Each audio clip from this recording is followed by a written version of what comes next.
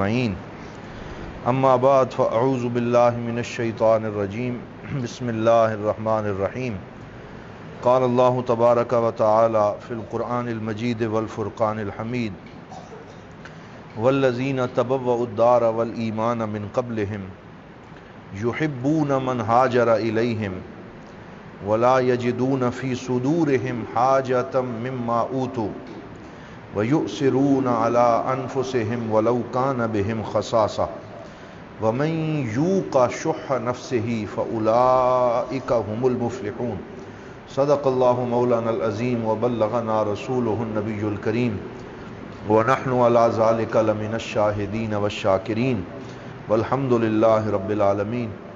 تمام احباب محبت سے درود پاک پڑھیے۔ الصلاۃ والسلام علیک یا سیدی یا رسول اللہ، الصلاۃ والسلام علیک یا سیدی یا حبیب اللہ، الصلاۃ والسلام علیک یا رحمۃ للعالمین وعلی آلک واصحابک یا سیدی یا شفیع المذنبین۔ معزز و محتشم احباب، اللہ رب العزت کے فضل و کرم سے ہم سب ماہ شوال المکرم کے پہلے جمعۃ المبارک میں حاضر ہیں۔ اللہ رب العزت ہم سب کی حاضری اپنی بارگاہ میں مقبول و منظور فرمائے اور حضور نبی رحمت صلی اللہ علیہ وسلم کے تصدق سے سب کے اوپر اپنی مہربانیاں فرمائے۔ آج کے جمعۃ المبارک میں موضوع گفتگو کے طور پر قرآن حکیم کی ایک آیہ کریمہ تلاوت کرنے کا شرف حاصل کیا ہے۔ یہ وہ آیہ پاک ہے جس میں اللہ رب العزت نے حضور صلی اللہ علیہ وسلم کے صحابہ کی تعریف کرتے ہوئے ان کے ایثار کا ذکر فرمایا ہے۔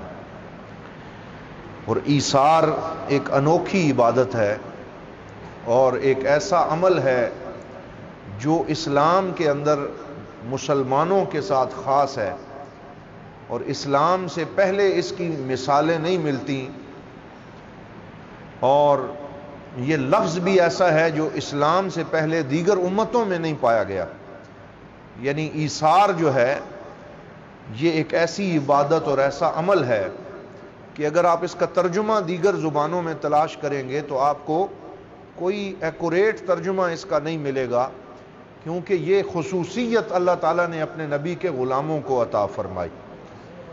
اگر آپ انگلش میں ایثار کا معنی ڈھونڈیں گے تو سیکریفائس کا لفظ آپ کو ملے گا، جو کہ قربانی کا ترجمہ تو ہے لیکن ایثار کا ترجمہ نہیں۔ یعنی قربانی کو سیکریفائس کہتے ہیں اور ایثار اس سے بڑھ کے ایک چیز ہے۔ قربانی یہ ہے کہ انسان اپنا جان مال قربان کر دے، لیکن ایثار یہ ہے کہ انسان کو خود ضرورت ہو، حاجت بھی ہو، لیکن وہ اپنی حاجت اور ضرورت کو جو ہے وہ نظر انداز کرتے ہوئے اپنی کسی مسلمان بھائی کو اپنی محبوب چیز جو ہے وہ پیش کر دے اور اپنی ضرورت کا خیال نہ رکھے، بلکہ اپنے مسلمان بھائی کی ضرورت کو اپنی ضرورت پر ترجیح دے، تو اس کو ایثار کہا جاتا ہے۔ تو یہ اسلام کی ایک امتیازی شان ہے، اور ایثار کی تعریف کرتے ہوئے علماء نے لکھا کہ الایثار ان تفضل غیرک علی نفسک فی حظوظ الدنیا من اجل حظوظ الآخرہ، کہ ایثار یہ ہے کہ آپ کسی دوسرے کو اپنی ذات پر فضیلت دیں اور ترجیح دیں دنیا کی چیزوں اور حصوں کے معاملے میں، تاکہ آپ کو دنیا کے بجائے آخرت کا حصہ مل جائے، اور آپ کو آخرت کے اندر اللہ رب العزت شان عطا فرما دے، تو آخرت میں مقام حاصل کرنے کے لیے اپنی دنیا جو ہے وہ کسی اور کے لیے وقف کر دینا اور خود اس میں سے حصہ نہ لینا، اس کو ایثار کہا جاتا۔ یعنی اپنی مرغوب چیزیں جو ہیں وہ کسی کو اس پہ ترجیح دے دینا۔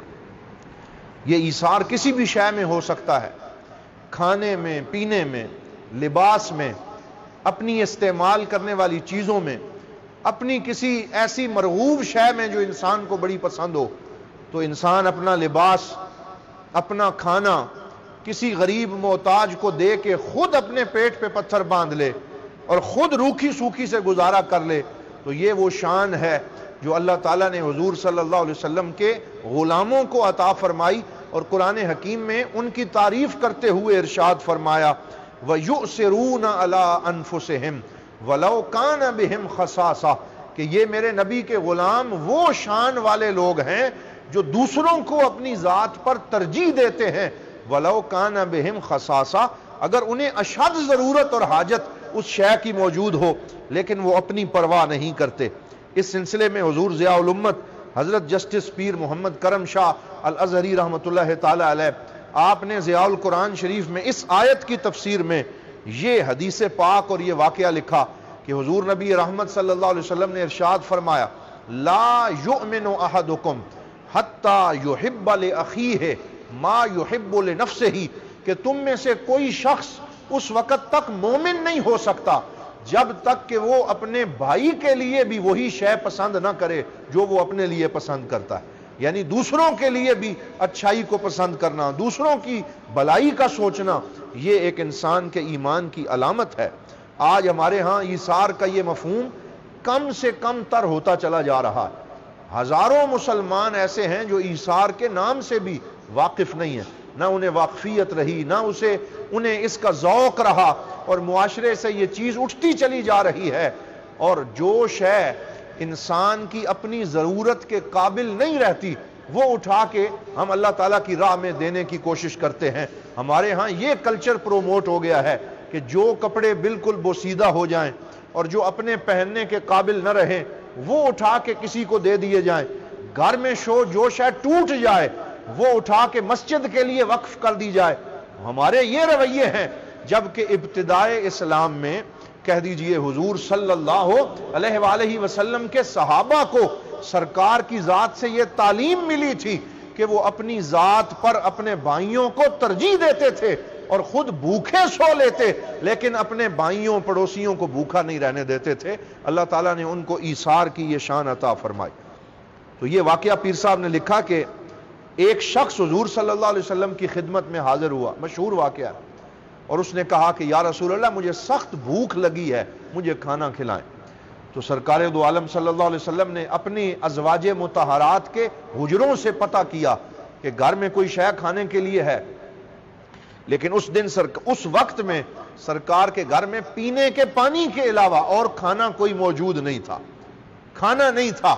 تو سرکار دو عالم صلی اللہ علیہ وسلم نے فرمایا من یضیف ھذا الرجل کہ کون بندہ، کون میرا غلام اس مہمان کو کھانا کھلائے گا، اس کو اللہ تعالیٰ بڑا اجر و ثواب دے گا. کون یہ سعادت حاصل کرے گا، کون اس کی مہمان نوازی کرے گا؟ تو ایک انصاری مدینے کا خوش نصیب صحابی کھڑا ہو گیا اور اس نے کہا یا رسول اللہ مجھے یہ سعادت عطا فرمائیں. خوشی خوشی اسے اپنے گھر لے گیا. گھر پہنچا، اپنی زوجہ سے کہا کہ آج سرکار کا مہمان، حضور صلی اللہ علیہ وسلم کا خصوصی مہمان میرے ساتھ آیا ہے، مسلمان بھائی آیا ہے، بخیلی نہ کرنا، گھر میں کوئی شے جمع نہ کرنا، اسے اچھا کھانا کھلانا. تو ان کی بیوی نے کہا کہ گھر میں تو صرف تھوڑا سا بچوں کا کھانا موجود ہے اور وہ کھانے کا انتظار کر رہے ہیں، اس کے علاوہ تو کوئی شے موجود نہیں.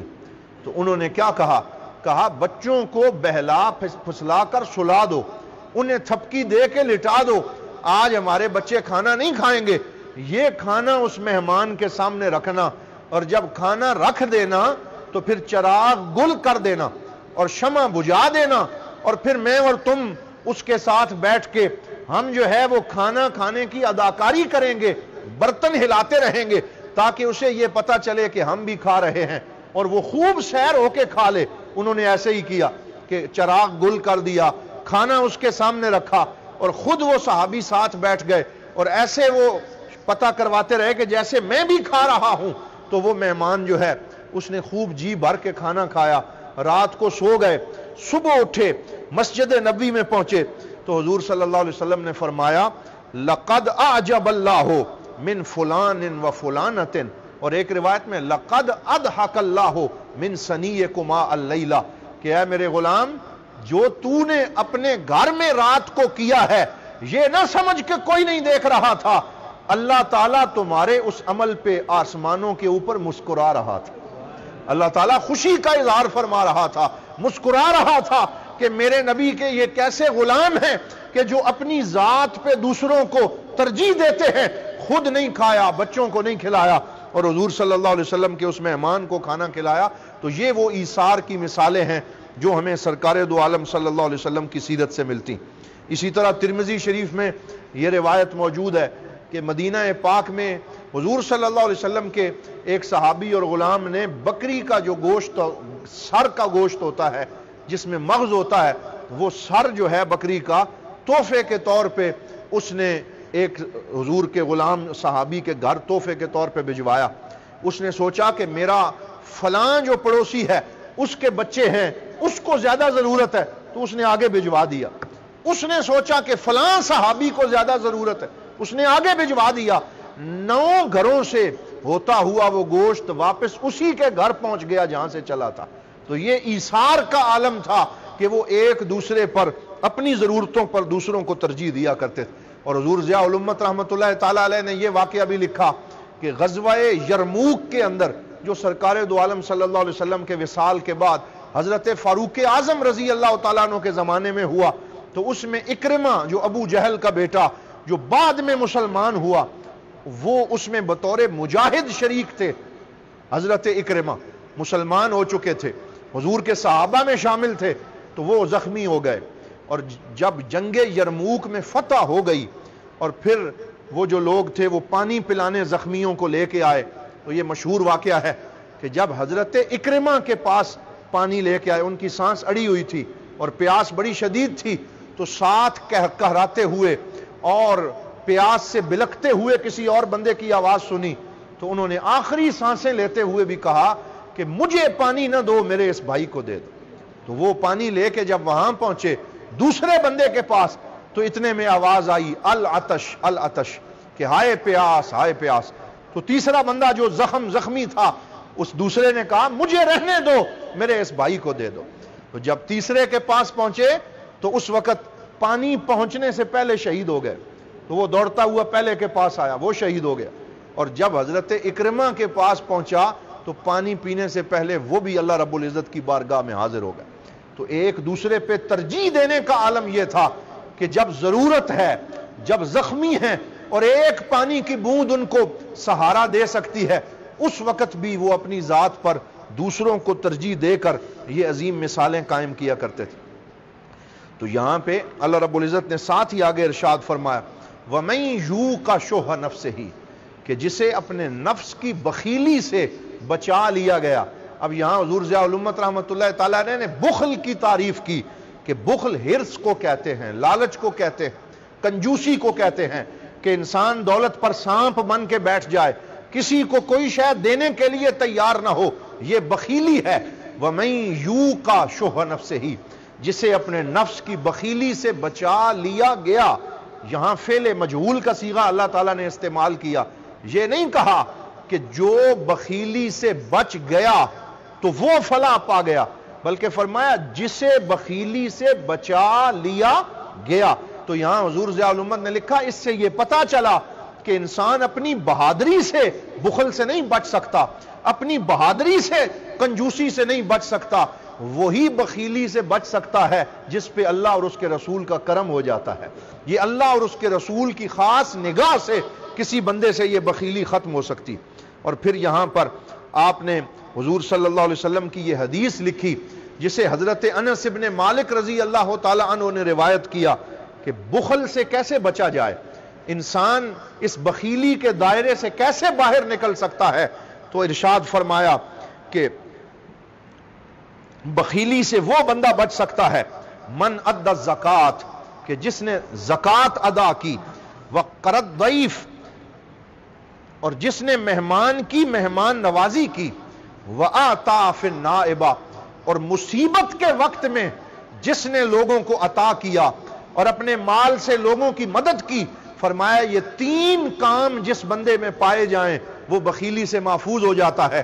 اللہ تعالیٰ اسے غنی اور سخی لوگوں میں شامل کر دیتا ہے، جو زکوٰۃ ادا کرے اور جو مہمانوں کی مہمان نوازی کرے اور جو مصیبت میں لوگوں کی مدد کرے، تو وہ بندہ ہے جو بخیلی سے بچ سکتا ہے. اسی طرح سیرت ابن اسحاق میں یہ جملہ لکھا ہوا ہے کان الصحابۃ اذا افتقروا تصدقوا، کہ صحابہ کرام جب فقیر ہو جاتے تھے اور جب وہ فقیری محسوس کرتے تھے تصدقو تو اس وقت وہ صدقہ کرتے تھے. لوگ جب فقیر ہوتے ہیں تو اس وقت وہ اپنے مال کو بچا بچا کے رکھتے ہیں کہ اب ہمارے پاس پیسے نہیں رہے, اب ہم خرچ نہیں کریں گے تاکہ جو چند جمع پونجی بچ گئی ہے اس سے ہمارا گزارا ہو جائے. لیکن صحابہ کرام کو حضور صلی اللہ علیہ وسلم کی بارگاہ سے جو تربیت حاصل ہوئی تھی اس کا اثر یہ تھا کہ جب فقیری محسوس کرتے وہ پہلے سے زیادہ صدقہ دینا شروع کر دیتے تاکہ اللہ تعالیٰ ان کے اوپر مزید مہربانی فرمائے اور انہیں اپنی جناب سے عطا فرمائے. سردیوں کا موسم تھا, مدینہ پاک کی سرزمین تھی. سرکار دو عالم صلی اللہ علیہ وسلم اپنے حجرہ پاک کے باہر مسجد نبوی کے صحن میں صحابہ کرام سے ملاقات فرما رہے تھے تو ایک مدینہ پاک کی خوش نصیب عورت نے سرکار دو عالم صلی اللہ علیہ وسلم کے لیے اونی عبایا تیار کیا. وہ عبایا جو عرب اپنے کپڑوں کے اوپر پہنتے ہیں وہ حضور صلی اللہ علیہ وسلم کے لیے تیار کیا, جو یمنی دھاری دار چادروں کا بنا ہوا تھا, اور وہ لے کے آئی, اس نے پیش کیا. سرکار دو عالم صلی اللہ علیہ وسلم تحفے کو قبول فرماتے تھے تو حضور نے اسی وقت اٹھ کے اسے زیب تن فرمایا, اور وہ سرکار کو بڑا اچھا لگ رہا تھا. جوبن پہ حضور صلی اللہ علیہ وسلم کا حسن تھا. تو اتنے میں حضور کے غلام کھڑے ہو گئے اور انہوں نے کہا یا رسول اللہ کتنا خوبصورت یہ عبایا ہے, کتنی خوبصورت یہ چادر ہے, آپ کے اوپر بڑی جچ رہی ہے. ساتھ ہی کہنے لگا یہ آپ مجھے عطا فرما دیں. تو حضور صلی اللہ علیہ وسلم نے فوراً جو نیا ابھی آپ کے پاس تحفہ آیا آپ اٹھے, اٹھ کے اس صحابی کو عطا فرما دیا, خود اندر گئے اور اپنے پہلے لباس میں سے ایک اور عبایا جو ہے وہ زیب تن فرما کے واپس آئے. تو صحابہ میں سے کچھ نے اس بندے سے کہا ابھی حضور کے پاس تحفہ آیا تھا, ابھی سرکار نے پہنا تھا, کچھ دن تو انتظار کر لیتے, تم نے ابھی اس کو مانگ لیا. تو وہ رو کے کہنے لگا میں اسے بطور تبرک اپنے پاس رکھوں گا, اور جب میں اس دنیا سے جاؤں گا تو میں اپنے کفن کے اوپر اسے اپنے ساتھ لے کے جاؤں گا. میں نے تو اس نیت سے اپنے پاک نبی صلی اللہ علیہ وسلم سے یہ مانگا. تو حضور صلی اللہ علیہ وسلم اس طرح ایثار کی تلقین اپنے غلاموں کو فرمایا کرتے تھے اور خود اس پہ عمل فرمایا کرتے تھے. ایک مال کا ایثار ہے, صحابہ نے اس سے بڑھ کے جان کا ایثار بھی کیا ہے, یعنی اپنی جان بھی حضور کے قدموں پہ نثار کی. حضور صلی اللہ علیہ وسلم کے ایک غلام حضرت طلحہ بن عبید اللہ رضی اللہ تعالی عنہ غزوہ احد میں حضور صلی اللہ علیہ وسلم کے سامنے آ کے کھڑے ہو گئے. تیر اور تلواریں چل رہی تھیں اور بڑا مشکل وقت تھا, تو وہ سرکار دو عالم صلی اللہ علیہ وسلم کے سامنے کھڑے ہو گئے. حضور نے فرمایا کیا کر رہے؟ انہوں نے کہا نحری دون نحر کا یا رسول اللہ, یا رسول اللہ آپ کی جان اور گردن بچانے کے لیے یہ غلام اپنی گردن پیش کر رہا ہے تاکہ مجھے تیر لگیں, میں اپنی جان کا ایثار کرتا ہوں اور یہ جان آپ کے قدموں پر نثار کرتا ہوں. صحابہ کرام رضوان اللہ تعالی علیہ مجمعین اس طرح اپنی جان کی قربانی پیش کیا کرتے تھے. اس حوالے سے ایثار کے موضوع پہ آخری گزارش آج کی گفتگو میں یہ کرنا چاہتا ہوں کہ حضور صلی اللہ علیہ وسلم غزوہ خندق کے موقع پر مشہور واقعہ جسے حضور ضیاء الامت رحمۃ اللہ تعالی علیہ نے قلم بند فرمایا کہ حضرت جابر حضور کی خدمت میں حاضر ہوئے, عرض کیا یا رسول اللہ اتنے دنوں سے خندق آپ کھود رہے ہیں, نقاہت اور کمزوری کا عالم ہے, میں نے اپنے گھر میں تھوڑا سا کھانا تیار کیا ہے, آپ تشریف لے آئیں, ساتھ حضرت ابو بکر کو لے آئیں. حضور نے فرمایا میرے باقی غلام کدھر جائیں گے؟ عرض کرنے لگے 3 یا 4 بندوں کو ساتھ لے آئیں, اتنا کھانا پورا ہو جائے گا. فرمایا ٹھیک ہے ہم آتے ہیں. حضور کھڑے ہوئے, پورے صحابہ میں اعلان فرما دیا, فرمایا تمام انصار اور مہاجرین جو خندق کھودنے میں مشغول ہیں چلے آؤ, آج تمہارے بھائی جابر نے تمہاری دعوت کا اہتمام کیا ہے. سارے صحابہ کو لے کر حضرت جابر کے گھر پہنچ گئے, اور پھر اس ایثار کے بعد وہ معجزہ ظاہر ہوا کہ وہ تھوڑا سا سالن اور تھوڑا سا آٹا, اس میں اتنی برکت اللہ رب العزت نے ڈالی کہ 10 کی ٹولیاں بیٹھتی, کھا کھا کے جاتے رہے. اور حضرت انس بن مالک سے پوچھا گیا کتنے افراد نے کھانا کھایا, تو کہا اس دن 1500 صحابہ نے حضرت جابر کے دسترخوان سے کھانا کھایا, اور اللہ رب العزت نے اس میں وہ برکت عطا فرمائی. تو یہ جو آیہ پاک ہے اس میں یہی شان صحابہ کرام کی بیان کی گئی ہے. والذین تبوؤا الدار والایمان, مدینے کے وہ انصاری جنہوں نے مدینہ پاک اور ایمان کو اپنا گھر بنایا. من قبلہم, یحبون من ہاجر الیہم، وہ انہیں بڑا پسند کرتے ہیں، ان سے بڑی محبت کرتے ہیں جو حضور کے غلام ہجرت کر کے ان کے پاس آئے ہیں۔ ولا یجدون فی صدورہم حاجتا مما اوتوا، اور وہ اپنے نفسوں میں کوئی بخل اور کوئی حاجت محسوس نہیں کرتے کہ حضور نے ہمیں نہیں دیا، ان کو کیوں دیا ہے، ان کو کیوں ملا ہمیں کیوں نہ ملا، یہ وہ کوئی اپنے دل میں ایسی بات محسوس نہیں کرتے۔ وَيُؤْثِرُونَ عَلَىٰ أَنفُسِهِمْ وَلَوْ كَانَ بِهِمْ خَصَاصَةٌ، اور خود بھوک بھی برداشت کر کے اپنے بھائیوں کو اپنے اوپر ترجیح دیتے ہیں۔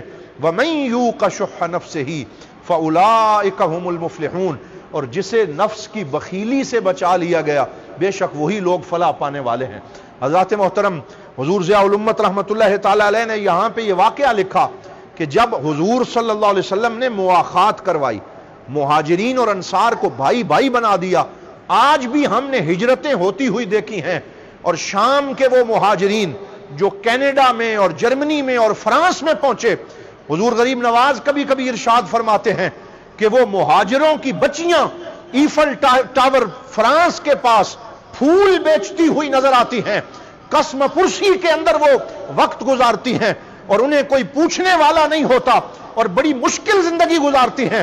لیکن دوسری طرف ہمارے سامنے وہ مثال بھی موجود ہے کہ مہاجر آئے، مدینے میں پہنچے، سرکار نے انہیں بھائی بھائی بنایا۔ حضرت سعد بن ربیع رضی اللہ تعالیٰ عنہ حضرت عبد الرحمن بن عوف کو اپنے گھر میں لے گئے اور جا کر کہا میں اپنے گھر کو 2 حصوں میں تقسیم کرتا ہوں، ایک حصہ میرا اور ایک حصہ میرے بھائی عبد الرحمن کا، سارا مال 2 حصوں میں تقسیم کرتا ہوں، اور اس طریقے سے ایثار کا مظاہرہ کیا۔ حضرت عبد الرحمن بن عوف نے فرمایا دلنی علی السوق، مجھے یہ مال نہ دیں، مجھے بازار کا راستہ دکھائیں، میں خود محنت کر کے کماؤں گا۔ لیکن صحابہ کرام نے ایثار میں کوئی کمی نہیں کی اور ایک مثال قائم کر دی۔ تو اللہ رب العزت ہمیں بھی اپنے ضرورت مند بھائیوں کا خیال رکھنے کی توفیق عطا فرمائے، معاشرے میں قربانی، سیکریفائس اور ایثار کا جذبہ اللہ رب العزت ہم سب کو نصیب فرمائے، تاکہ اس پاکستان کے مسلم معاشرے کے اندر بھی بھائی چارے کا وہ تصور قائم ہو سکے کہ جس میں طبقاتی تقسیم نہ ہو، جس میں امیر اور غریب کی یہ تفریق نہ ہو، بلکہ ایک ایسا صالح معاشرہ قائم ہو سکے کہ جس میں تمام افراد کو ان کے حقوق مل سکیں۔ یہ سیرت النبی صلی اللہ علیہ وسلم کا پیغام ہے۔ اللہ رب العزت ہمیں اس پہ عمل کی توفیق عطا فرمائے۔ وآخر دعوانا ان الحمد للہ رب العالمین، سنتیں ادا فرما لی۔